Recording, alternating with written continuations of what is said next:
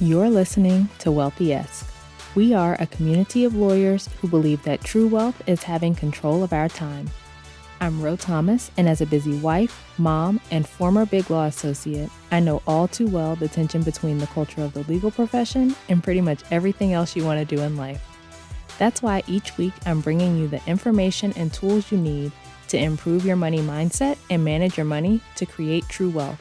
Because ultimately, it's not about the money. It's about the freedom and flexibility the money affords.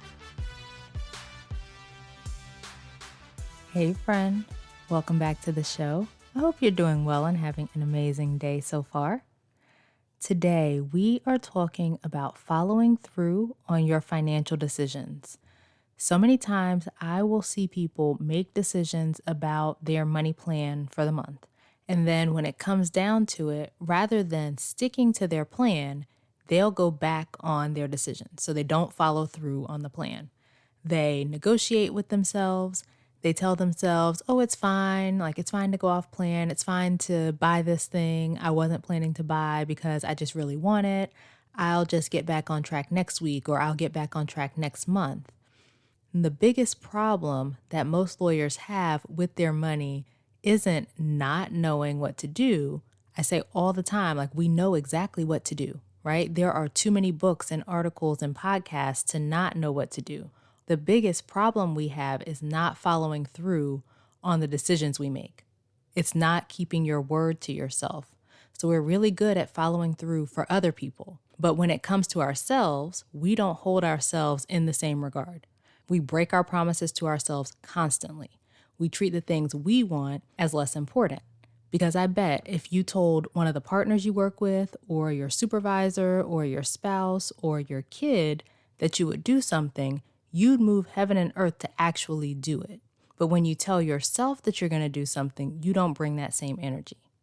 Another example that comes to mind is, or I guess a specific example that comes to mind is when people want to make time for themselves on their calendar, and they might even schedule time for themselves on the calendar. And if they have an appointment with someone else, they'll honor that time, right? They'll be there for that appointment.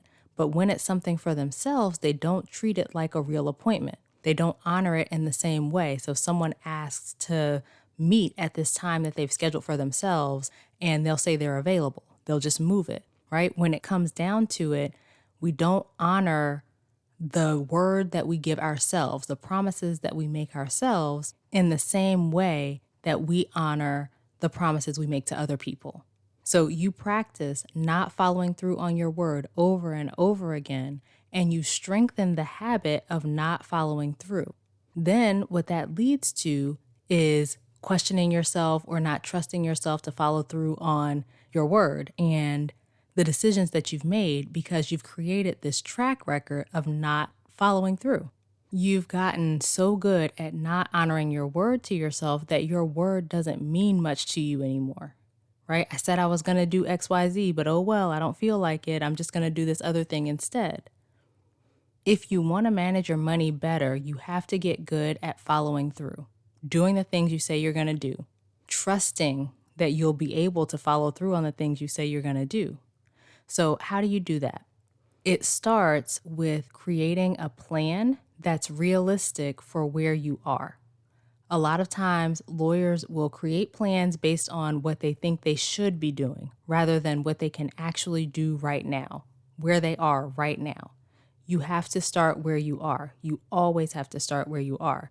I say all the time, you can't go from zero to Beyonce overnight, right? So rather than making the picture perfect plan or the ideal plan, make the plan that works for your situation and where you're starting from. The plan that's doable for you right now. And by plan here, I'm talking about your budget. So your plan for how you're going to use your money in the next month. So if you are overspending and overdrafting your account and running up your credit cards every month, your plan isn't going to include saving half your income. That's just not realistic for where you are right now. So yours might be just getting to where you're not spending more than you make in a month, or even getting to where you don't spend as much more as you've been spending. So if you're typically overspending by $3,000 each month, maybe you get it to where you're only overspending by $1,500. Eventually, you're going to get that down, right? I'm not suggesting that you keep overspending by $1,500 every month, but the key is you want to set yourself up for success because we are getting you to the point that you can follow through and show yourself that you can do what you said you were going to do, even when it's something for yourself and not only something for other people. Then, once you've created that plan, you have to look at it. So many lawyers will tell me that they get really fired up and they'll make a budget and then they never look at it again. It's hard to know if you're following a plan you never look at, right? You don't know if you're on track or not, but most likely you're not because you don't even know where the track is because you're not looking at the plan. So you're going to look at your budget. I have my clients do a weekly check-in on where they are in relation to their plan. It doesn't take that long, maybe 10 or 15 minutes max each week, but looking at that plan will help you to follow through with it. So when you're looking at it each week, you can see where you are in relation to your plan in real time, and you can make necessary tweaks in the moment, right? You can make those tweaks as you're going along versus getting to the end of the month like, oh, shoot, I shouldn't have spent so much eating out, right? And look, eventually you're going to get to the point that you don't have to look at it as often. You just know how to manage your finances and you know about how much you spend in each area, so you're not looking at the plan every week. We don't look at ours all the time anymore, but that comes from so many years of practice and looking at it and tweaking our approach and getting our finances down. So now we naturally spend about the same amount each month, give or take, and it doesn't take a bunch of effort for us to do it. And let's be clear, I don't think you ever get to the point that you always execute perfectly, right? We still go over budget in some categories sometimes. But overall, we follow through with what we say we're going to do, which is how we paid off all our student loans and consistently have money available to invest.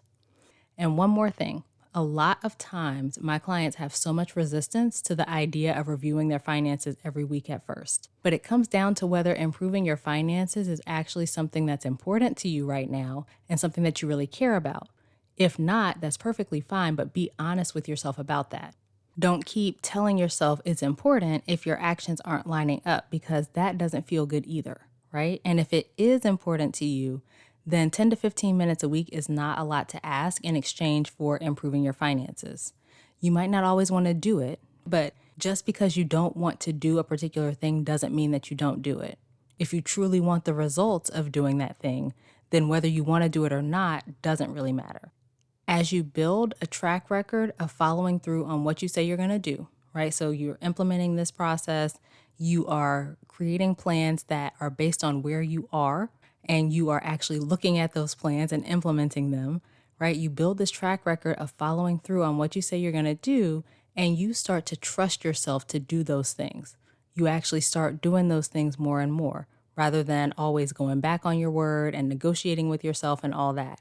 And when you start following through on the plans you make for your money and sticking with what you said you were going to do, you will inevitably improve your finances and start achieving the goals you set for your money. So if you want support to follow through on the plans you have for your finances, you want to stop negotiating with yourself and going back on your word, let's work together. You can head to rothomas.com/call and schedule a consultation to get started. All right, so that's it for this week's episode. Come connect with me over on social media. You can find me on LinkedIn, Ro Thomas, and Instagram at I am Ro Thomas. Subscribe to the show and leave a review, both of which help more people to find it. And please think of a friend or two who you think would find this information useful and share this episode with them. As we close out, friend, I pray that you take the information you learn here, apply it in your life, and open up to the realization that wealth is available to you. As you do that consistently, week after week, you'll continue to take steps to regain control of your time, build wealth, and live the life of freedom and choice you deserve. Talk to you later.